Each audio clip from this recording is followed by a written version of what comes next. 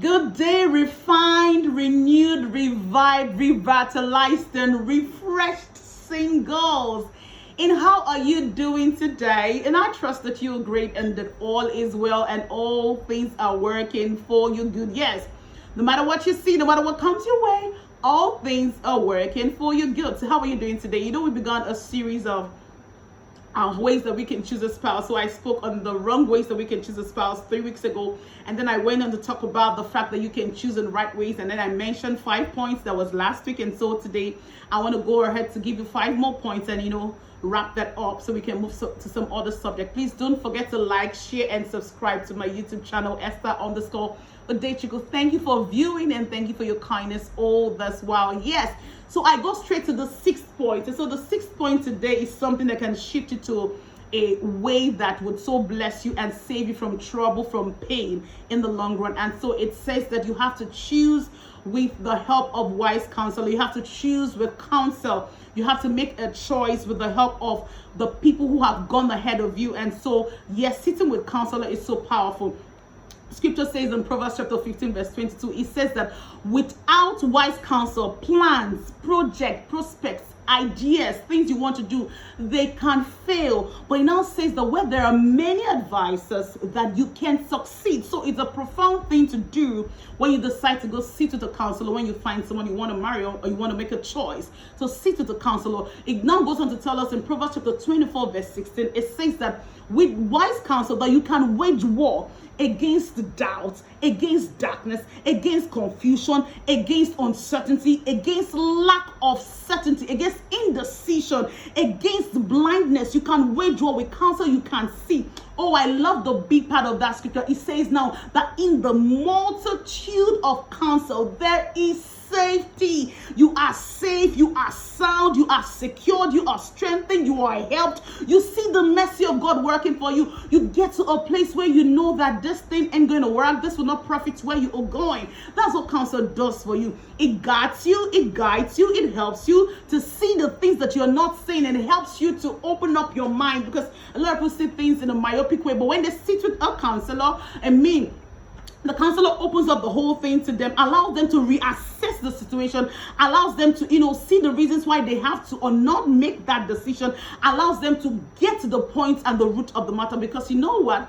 Your counselor is not in love with that person. And so I know the story of this lady who decides to go see a counselor with the person she wants to marry. Profound decision. She gets there. And so whilst the counselor was talking to her, I said, okay, I need you to excuse me. I want to speak to this man. I want us to have men talk. And so she leaves. And so the man gets in to talk to this man, this guy. So while they were talking, it was like, what's your football club? So he goes and says, my football club. He said the guy just went from this to that. It was like, oh, except probably because it's football, you know how men can be with football. They're so passionate and all that. Then the next question was like, yeah, so when did you give life to Christ? This girl is a Jesus girl. She loves Jesus. She's Jesus, Jesus, and all that. The girl's like, she said, I never even know my way. I just, and he was like, you calm down. When did you give your life to Christ? And he was trying to have a conversation to get to a point. He decided to stay just on the spiritual aspect. And the guy was like, you see the shayo? I see the shayo. Hey, what? The man was like, okay, I see. The man wasn't pleased at all what he heard from this man. And so he calls the lady, and once the lady gets in, he says to the lady, I'd like to see you tomorrow. And tells the guy, so I'll let you know when next you can come. He said he really wants to have a conversation with the guy, And so the lady comes the next day, and now he was so kind that this day he came with his wife so they can have a heart-to-heart conversation with this young girl, because she's such a promising girl. And they had a conversation with her. When it was a lengthy conversation, explained to her, said everything they observed, he observed and he shared with his wife, shared with her and all that. They asked her, do you have any questions? She said no. She said, thank you, ma, thank you, sir. And she left the place. They never saw her. They tried to reach her. They were not able to reach her. They never saw her again. So 3 months after the time, she got married, from the story she later told. So one day, 5 years later, whilst they were driving on the road, they saw her. She was selling some stuff. So they just said to themselves, that's the girl. So they said, okay, they will call her together. They would, they know her name. So they called her. They wind on, they called her. They said, immediately they called her, she raised her head. She saw them. She dropped what she was selling and she ran. They told the driver, park the car, go get that girl, go fetch that girl for us. And you know what? The driver did fetch the girl. When the girl came, they said to her, do you want to go with us? Do you remember us? She said, yes, I do. Do you want to go with us? She said, yes, I want to. So they got her into the car and they went home and they had a conversation with her. They said, did we offend you? Was there anything we said that didn't sit well? You would have asked us because we loved you. We showed you love. We felt we're showing you love the best way that we understood. And she said, that yes, she left the place. She went to speak to the guy and told the guy that this is what they said. This is what the man observed about you. And the guy said to her that, no, that's my old self. I'm not that kind of person anymore and all that. So the guy now told her to block them, not to go there again, that those who don't want her to enjoy her life. And so she listened to the guy. She left a place of counsel, because counsel is powerful. It will save you from pitfall, from darkness, from pain, from grief, from sorrow. Counsel will guard you. It will build a defense around you, to cover you. It will open you up to even powerful possibilities. That's what counsel does. But she missed it. So you want to sit with the counselor. Don't follow the people, the trend that is going on that counsel does not work. It works. So because counsel is an expression of the Spirit of God. So when you sit to the counselor that has the Spirit of God, when they say something to you, it's a seed, an incorruptible seed.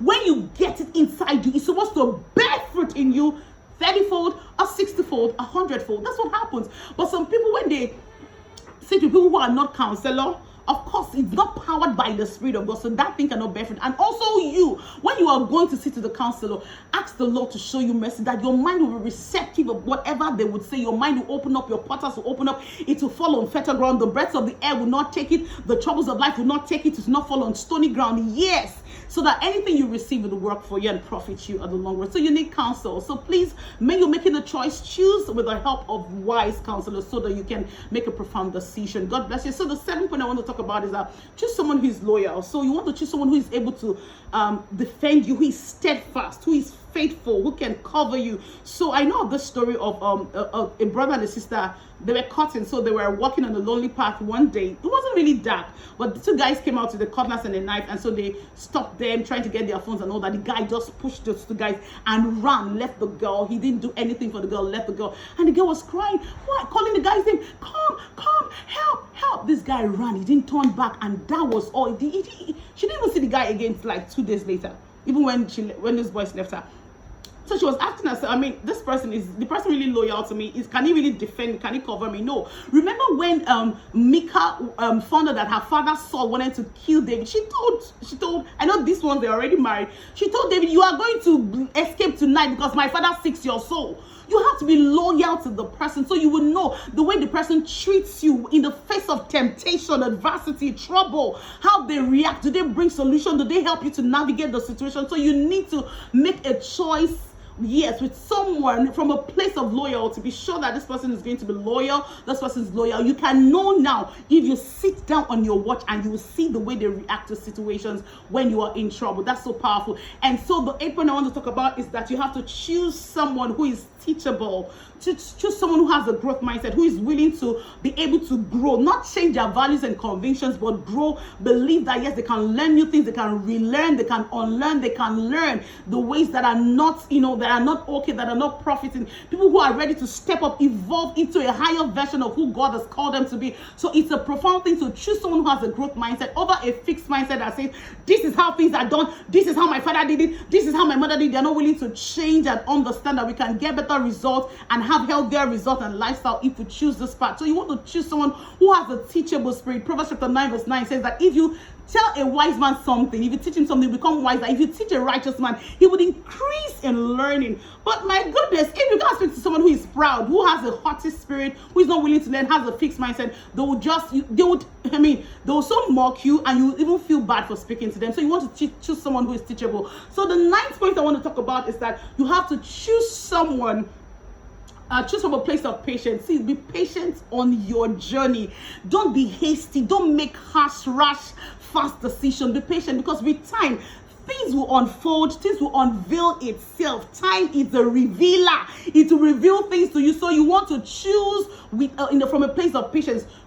Be patient. Choose from a place of patience, and choose someone who is patient. Please don't be hasty. And the 10th point I want to talk about is that the demonstration of kindness, the demonstration of love. How do they demonstrate kindness? So I know of this story. Oh yeah, today I came with a lot of stories. Oh yeah. So this story, this guy was in 500 level at the time with this girl, 300 level. So the guy proposed to the girl earlier in the semester at the time. They were in school at this time. And so, yes, so when they got to this place where they were going to eat, they went to cafeteria to eat. So when they got there, the girl's father sent her allowance, and so she was so excited. And so she said to the guy, hey, my dad just sent me allowance. Oh, my dad is so kind. I would like to give him a percentage of my salary when I get work, when I start working and he's retired. I mean, my dad and my mom are so kind. And I mean, I think we should do that when we get married. Let's just dedicate a percentage of our salary to our parents. The guy was like, we are not giving them nothing. They are working. They are going to have pension. They will live on their pension. If they like, they should fall sick. The more their pension should take care of them. If not, that's their business. The girl was like, no. I mean, our parents that are sacrificing all of this for us. The guy said, no, that is what I stand for, and that is what I will do. We're not giving a percentage of our monies to our parents. The lady wasn't happy. See, you have to pick someone from the demonstration of what they do. First John chapter 3 verse 18 says that, see, this love thing is not just by what, it's by action and truth. So you need to pick someone by their actions, what they do, what they are saying. And immediately the girl was just saying to herself that no, she can't be with the person. And she left the place. She left the guy. She didn't go with the guy. See, the way the person responds, treats people that cannot even be of help to him is so profound. So you need to pay attention to that. How they are committed, their response to God. Are they obedient to the ways of God? Are they responsive to God? I mean, so you need to pay attention to all of that. You really need to pay attention to the way they demonstrate love, their thoughtfulness. Are they really thoughtful? Can they express it in such a beautiful way? You need to pay attention to that. Don't say that he's treating his security man, the driver, that way, he's going to treat you better. No, he's just going to upgrade that way of the way he's treating them, just going to step it higher. Yes, so you need to be so keen and firm on that. The demonstration of love, of kindness. Yes. How do they demonstrate kindness? Are they really kind? It's a powerful thing, so you want to do that. And I hope that this whole 10 points has blessed you. But don't forget that the most profound point of what I've been sharing since last week is that prayer unlocks all doors. Yes, it's a key that unlocks all doors. But when you get there, other keys would help you navigate, the situation. So you need to pray. You need to start with prayer. And yes, God will help you on your journey. So I am here committed to bringing good things that will profit your soul. I am Esther Chinedu Dechiko. See you next time.